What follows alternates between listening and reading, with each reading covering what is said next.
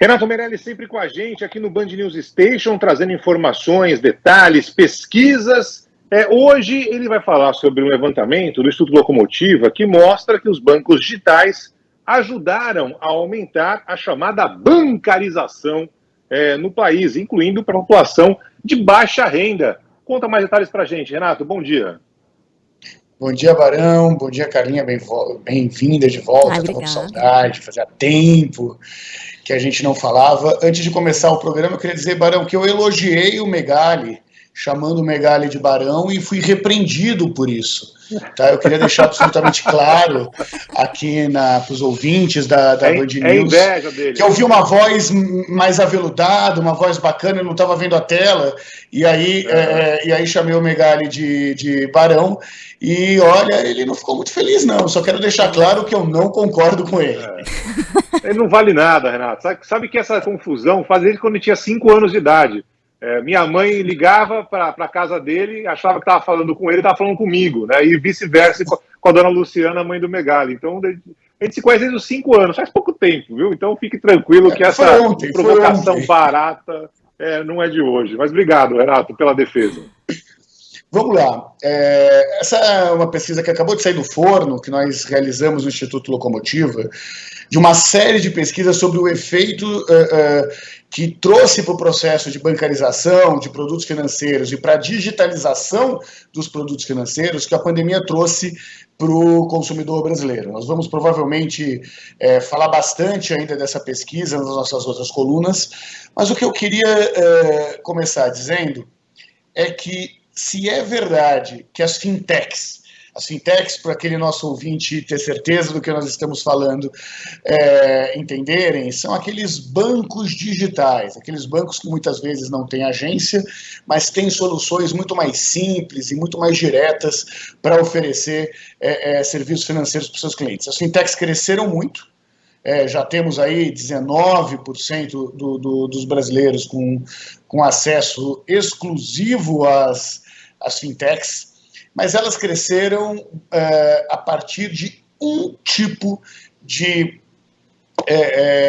usuário, um tipo de cliente, que é o cliente de baixa renda. No ano passado, nós falamos de fintechs aqui na coluna e falávamos que os primeiros clientes das fintechs eram os clientes ricos, que estavam substituindo a sua conta universitária, ou tendo a segunda conta, a sua segunda conta baseado aí nas fintechs. O que nós vemos hoje não, é que muitas vezes é a primeira conta dessa população mais pobre se dá pela fintech. E isso se dá, Carla e Barão, por algumas razões bastante simples, que quem já está no sistema financeiro há algum tempo está cansado de saber. A população enxerga que as fintechs cobram menos taxas. A população enxerga que as fintechs têm um jeito mais rápido e direto de falar com os seus consumidores e que muitas vezes aparece de forma mais transparente. Mas tem uma outra razão que apareceu muito forte na pesquisa, que talvez seja uma das mais importantes para que leve as classes D e E a apoiarem as fintechs cada vez mais, a estarem depositando o seu dinheiro, confiando o seu dinheiro às fintechs, que é não topar mais situações de constrangimento que se dá no sistema financeiro tradicional. O constrangimento da porta giratória, o constrangimento de muitas vezes ter que implorar para provar que é honesto, o constrangimento de ter que, para conseguir abrir uma conta, levar uma série de documentos que ele não precisa levar para ter a sua conta na fintech. O que a gente tem visto nas nossas pesquisas é que o acesso aos serviços financeiros tem mudado muito no Brasil, começa cada vez mais a se democratizar, e essa democratização é liderada pelas fintechs, pelo lado da oferta, e pelas classes D e E, pelo lado da demanda. Quem melhor que banco para saber que dinheiro bom é dinheiro na mão, né? No caso dos bancos é dinheiro circulando, não importa se é rico, se é pobre. Claro que o rico vai movimentar um volume muito maior, mas nesse volume de gente entrando, né, Renato, nesse sistema, volume das classes mais baixas, também movimenta muito dinheiro, né? Essas empresas estão ganhando demais, não estão, não? A gente está olhando, é claro que tem, né, esse ponto positivo, o fato de as pessoas terem um acesso maior, facilita na hora de pagar, para fazer Pix, as coisas estão mudando, né? A vida está mudando, essas dinâmicas são diferentes agora, mas que essas empresas estão lucrando e lucrando alto, elas estão, né? As pessoas falam que são outras as profissões mais antigas do mundo e quem é da rua sabe do que eu estou falando. Mas o que a gente sabe mesmo é que a profissão mais antiga do mundo é emprestar dinheiro a juros, né? Emprestar sal a juros e tudo mais. E o que a gente tem visto aí é que os bancos sempre lucram, desde sempre lucram. O que nós estamos vendo é uma mudança no futuro dos bancos. Imagine que hoje 79%, quase 8 de cada 10 brasileiros acreditam que no futuro todos os bancos serão digitais. Nós estamos vendo exemplos de, por exemplo, do Pix resolver o problema do troco, que até pouco tempo atrás era um dificultador grande para vários tipos de transação. Nós vemos que os bancos digitais, inclusive, resolvem aquele problema da tarifa que ficava com os cartões de crédito e que acabava saindo do lucro do pequeno empresário, que graças ao Pix ele não tem mais que pagar.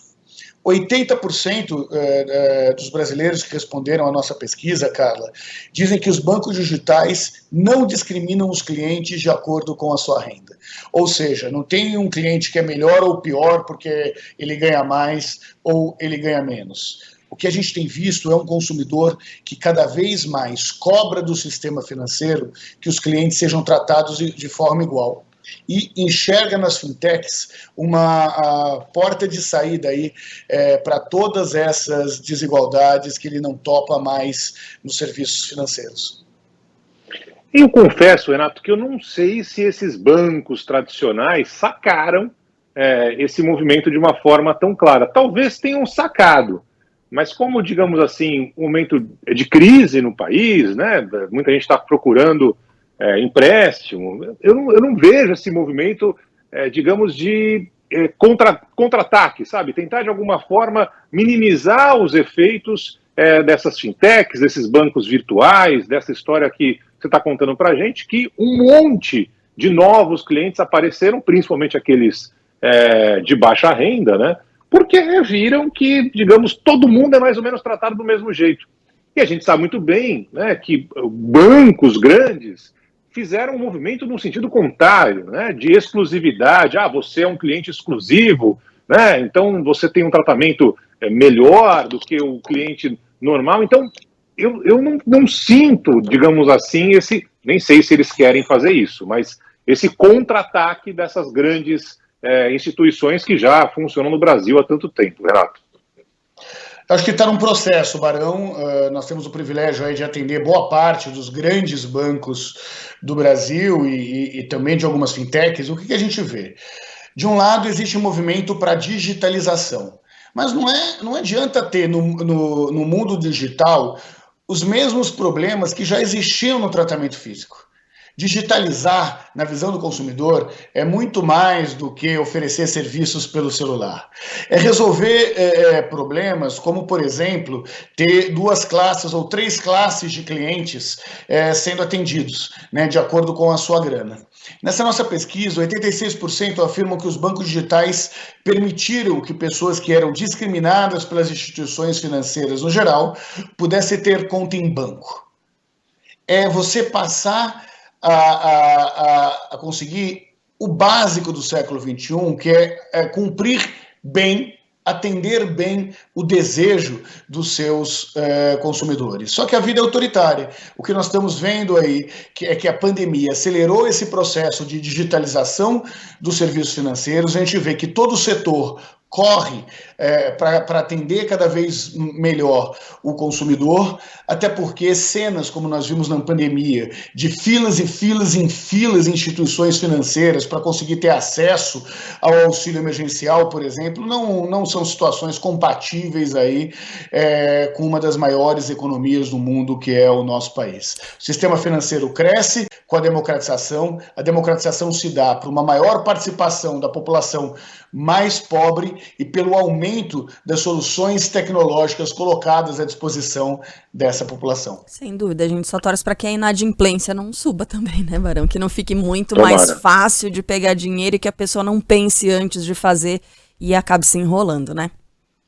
Só para terminar, desculpa. Imagina. Eu sei que a gente estourou aqui, mas esse é um aspecto bastante interessante também. O que nós estamos vendo é que essas fintechs, inclusive, sabem lidar melhor com o crédito oferecido para os consumidores do que as instituições que ficaram no século passado. Então, muitas vezes tem a ver com pequenos créditos que rapidamente são pagos, com isso você entende o histórico do consumidor e tem aí relações muito mais de parceria do crédito sendo visto como uma corda que ajuda o consumidor a sair do buraco e não aquela corda que acaba servindo para o cliente se enforcar.